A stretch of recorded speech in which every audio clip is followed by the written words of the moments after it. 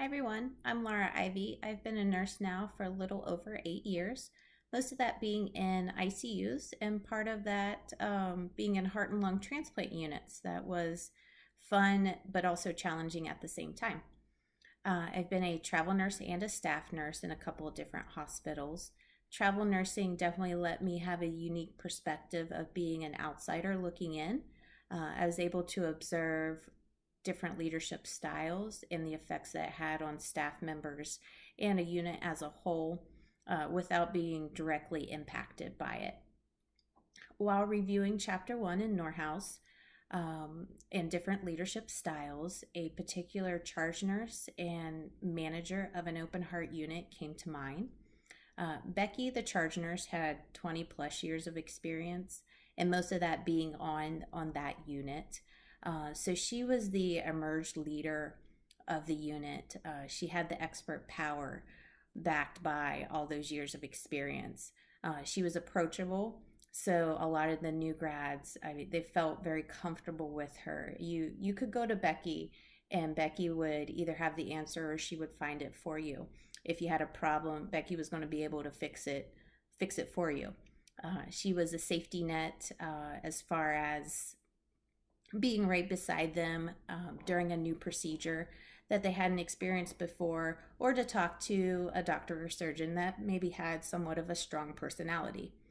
So she had the respect of the unit and ultimately the support, and she had the ear of everyone as far as if she felt something should go. That's pretty much how the opinion of the unit was. On the other hand, the manager of the unit had the educational background to gain the appointed role as the leader, but she didn't have any specific bedside experience in that type of setting. So oftentimes when she roll out new policies and procedures that she was excited about, she was met with resistance from Becky and the senior nurses. So a lot of times her legitimate power was overruled by the expert power of the unit.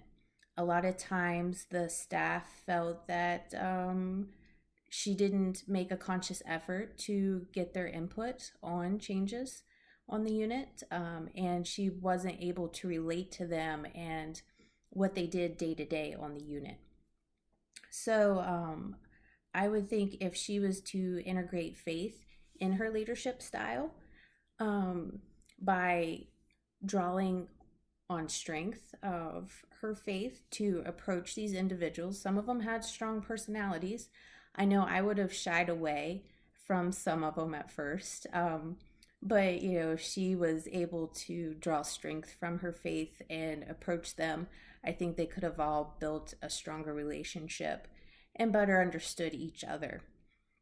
Her introspection of her weakness of not being as relatable to them could have benefited her in the long run. She could also have altered her leadership style a little bit to be more towards a servant leader, putting the staff first and building a relationship with them before the numbers and the outcomes of the unit. Because ironically, if she had focused more on the emotional well-being of the staff, that ultimately will improve her ultimate goal of improving her unit.